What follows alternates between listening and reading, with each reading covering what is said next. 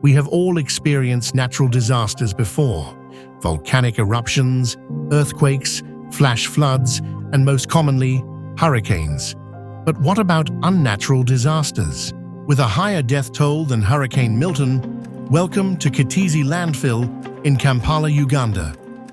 In August of 2024, torrential downpours over the city of Kampala caused Kitizi landfill to turn into a landslide. Havoc was caused throughout the city as homes were destroyed and beloved family members were buried alive.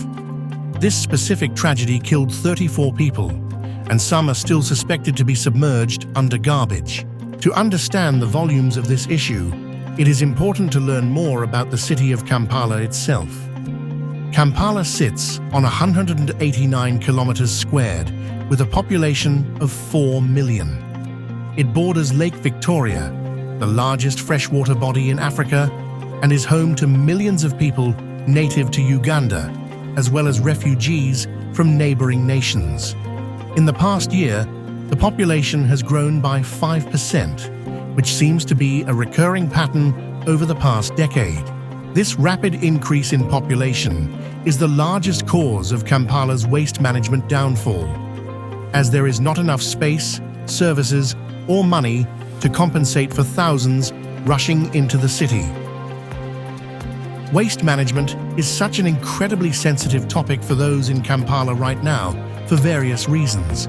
For starters, unless you live within the immediate heart of the city, you have to pay for your own waste disposal services, similar to how it is in the United States, except for the fact that it costs nearly 5% of most citizens' monthly income, which is around $450 a month. Additionally, regardless of if the government pays for your services or it is coming out of your own wallet, it is incredibly unreliable.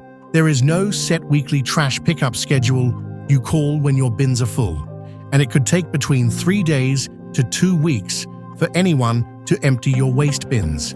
This lack of efficiency and incredibly high cost is causing many residents to simply throw their garbage into the streets and waterways.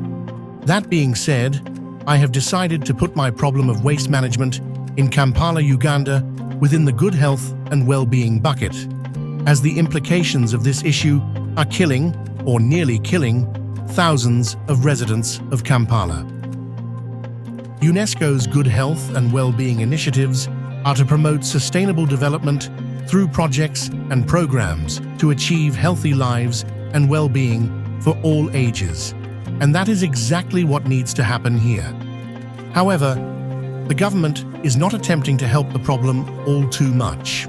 Currently, they are trying to upgrade the landfill with modern waste management techniques, including improved waste sorting and the introduction of waste-to-energy solutions, as well as diversion of waste through better recycling and composting programs, and expanding waste collection services to reduce illegal dumping and improve the efficiency of waste disposal. However, without a major overhaul of the city's waste management system, Kitizi landfill remains a significant environmental and public health concern.